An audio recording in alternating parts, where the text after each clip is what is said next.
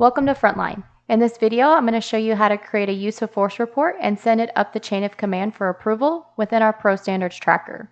So underneath the use of force module here, as an admin in the system, you're going to have access to your information plus all of the departments, whether you were assigned to them or not. As a supervisor, you're going to have access to only the ones that were assigned to you. And as a user role, you're only going to be able to create a use of force report. So to create a use of force, whether it's an officer doing it for yourself or a supervisor doing it for an officer, you're going to come in, you're going to create a use of force report. You're going to put in that case number here, the incident date, the time, the day of the week, the incident type. This drop-down list is customized by you. It is also multi-select, so maybe it was a traffic stop that turned into a wanted person. You can do for training purpose only, so if you just wanted to run through some practice ones, you can mark this. This will not reflect against that officer that the report is on, and it will not show up in the reports or the dashboard. Otherwise, you're going to hit save and continue, and you're going to continue working on this report here. So you're going to add your area or beat. Was the officer assaulted? Yes or no? Was it on video? Maybe it was on our body-worn camera and surveillance. Reason for defensive action was to make an arrest. Did the officer identify themselves? Did they warn use of force?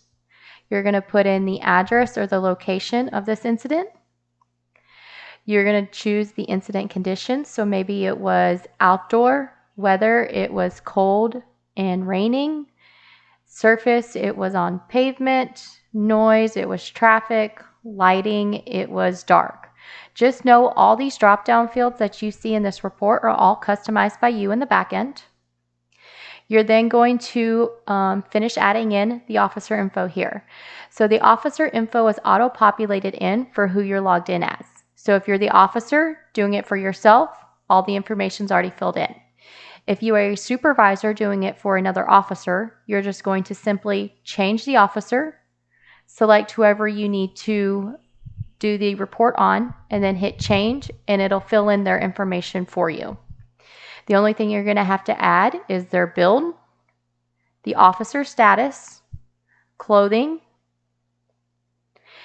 You can add additional officers as well. So if there was a backup officer that had to use force, you can go ahead and select them and add them in.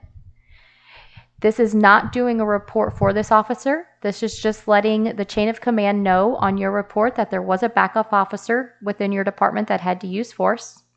If there was an officer from another agency that had to use force, you could plug their information in here. Maybe you had a third officer show up. They didn't have to use force, but they witnessed it all. You'll want to go ahead and document them as well. Again, this is not doing a report for them. This is just documenting it on your report. If there was any officers that witnessed it from another agency, you could plug in their information as well. You're then going to be able to add in the subject info. So you're going to do first name, last name, date of birth, sex, race, height, weight. Was there a language barrier? Were they arrested? Were they charged? You can simply put yes or no, or you can put what they were charged with. The type of resistance, the mental condition, maybe we thought they were under the influence of some alcohol. Have we had prior contact with this person before? And what weapons were they using? You're now going to be able to add in the force that was used. So we're going to hit add force used. And maybe we started with an arm bar that was ineffective. They kept fighting. My backup tried an arm bar. That didn't work. So I pulled out my taser. I hit him center mass. That was effective. And we were able to place into custody. We're going to submit that force that was used. Now, maybe we're bringing them back to the patrol car. They start spitting on us. So now we're going to add that spit hood. That was effective. And we're going to hit submit. Every force that you used is going to be added in this list here. You can update that order at any time if you got it out of order. You can go back and edit that information. So if you needed to go back in and write any narratives, you can.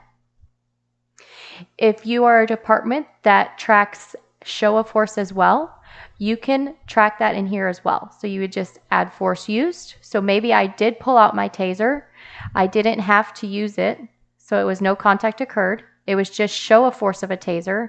This drop-down list is customized by you. This was effective, and then we were able to place into custody from there, so you would just hit submit. This is going to document no contact occurred and show of force, so you're able to run reports on those in the future if you want to. If there was more than one subject, you would just add more subject here. You are then going to plug in the information for that second subject as well. So you have your first subject, and then you have your second subject. You're going to plug in that information, put in the force that was used on that subject, the same as the first one. We are then going to move on down to the injuries. So was the officer injured? Was the subject injured? Medical treatment needed? If there was a victim, were they injured? If yes to any of these, you'll want to describe. Document library, you can add any photos, supplemental reports. If you want to add something, just click here to upload the files. You can drag and drop them into here. So maybe we do want to add that supplemental report in here. We can upload it, and it'll show in this document library. That way the supervisors reviewing this report can review that as well. This narrative is an on-off feature. If you choose to use it, you can copy and paste directly from your incident report. If you don't want to use it, you can turn it off in the back end, and it won't even show as an option to put any information in here. You can hyperlink in any video, so maybe it was caught on your body-worn camera. You can hyperlink that video into here. We're not storing that video for you. We're just giving you a place to click on that link to get to wherever you're storing that video now. And then we're going to go ahead and send it up the chain of command. So we're going to go ahead and send it to that assigned supervisor first. So you would just add them in. You're going to submit to the assigned supervisor. You are then given the option to add any additional comments as well. This comment section goes at the bottom of this report. So you can add something in, or you can hit no comment. Once I do that, that assigned supervisor is then going to get an email notification letting them know they need to log in and review that use of force report. If they click on the link from that email, it'll bring them directly into that report to review. Otherwise, if they log into Pro Standards separately, they would just go to use of force. They're going to go to that pending assigned because they would see a number there now, and then they're going to be able to view that report here. They are then going to go through. They are going to see this use of force ID number here. This is the one that Frontline provides for you. At the beginning of the year, it's going to start off with the year -0001 and work its way up as reports are coming in. This assigned supervisor is then going to go through. They are going to review everything, make sure everything looks correct.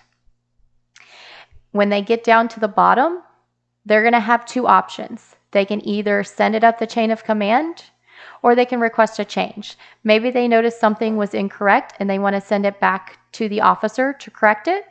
They can request a change, make in those comments of what needs to be changed, and then hit submit. Once they hit submit, that officer that created that report is then going to get an email notification letting them know they need to go in and change something. When they go in and they view that report, this yellow box is going to show up letting them know what needs to be changed and who requested that change. So then they're going to go through, they're going to make those changes.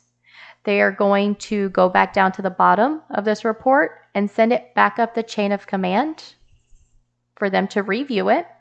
So they're going to add that assigned supervisor in again and then hit submit.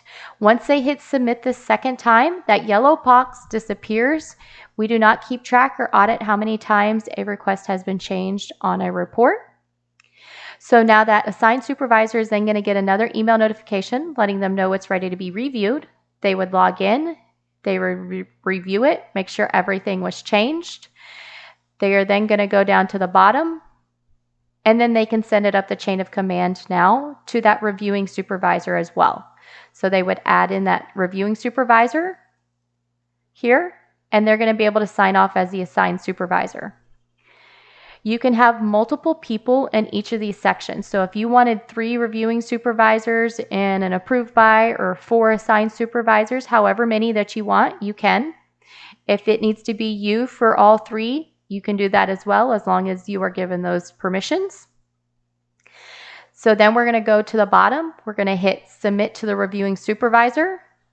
We can make any additional comments that we want to here going up the chain of command, and then hit submit. Once we hit submit, that reviewing supervisor is then going to get an email notification letting them know it's ready to be reviewed. They would log in, they would review it, make sure everything looks correct.